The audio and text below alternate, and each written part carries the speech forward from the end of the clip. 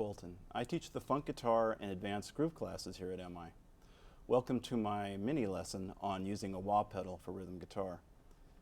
I have many students who come into my open counseling here with their recently purchased wah pedal and they want to know where to begin. So let's look at some basic concepts. Before we get started, I just want to show you this rhythm pattern I'm going to be playing throughout the demonstration. It's based on an E9 chord, and there's a swing feel to the part. Here it is.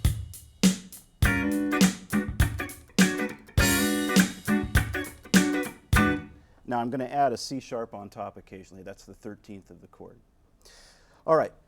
So the first thing most people do when they buy a wah-wah pedal, they plug it in and they start just moving their foot in time with the music, kind of like tapping their foot. And that sounds like this. 2, 3.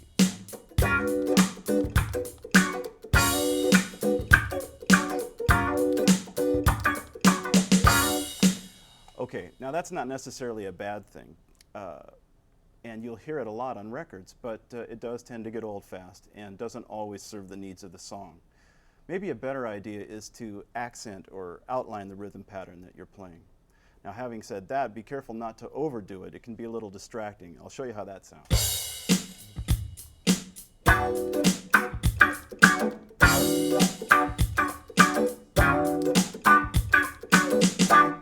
Now, you want the sound to be somewhere between those two, more musical. So a more musical approach would be to kind of create a rolling effect, something that loosely follows the part you're playing.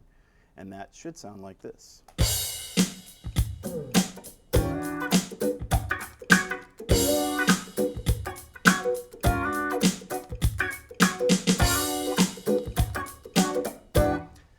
Now you notice every time I don't play it exactly the same. I'm just generally following what I feel.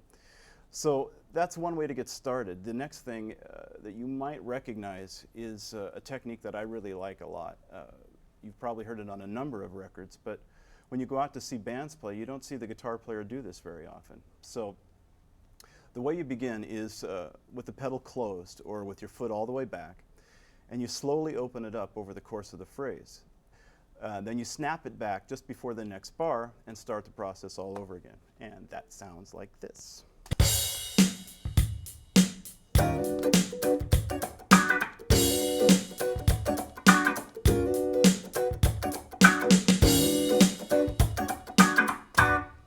Okay, now that's a one-bar phrase. I kind of prefer doing the same thing stretch it over 2 bars, and that sounds like this.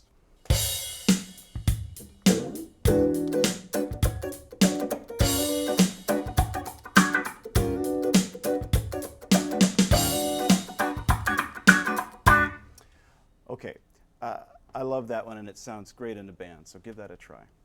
Now, before we go, there's a couple of things I wanted to mention.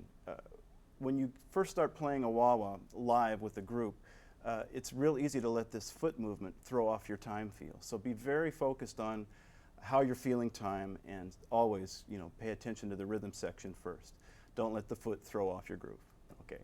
The other thing is, a number of the students here ask me which pedal to buy, which one's best. And man, there are so many out there to choose from. The prices are all over the place. They sound very different from one another.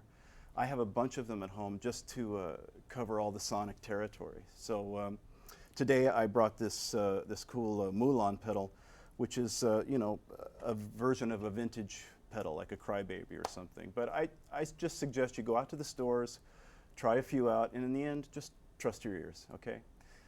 So I hope this gives you some idea how to get started with a wah pedal. I have a number of other wah tricks I'd be happy to show you. If you choose to come here to MI, come to my open counseling, and we can talk about it, and we'll have a good time, okay? So thanks for watching. I'll see you again.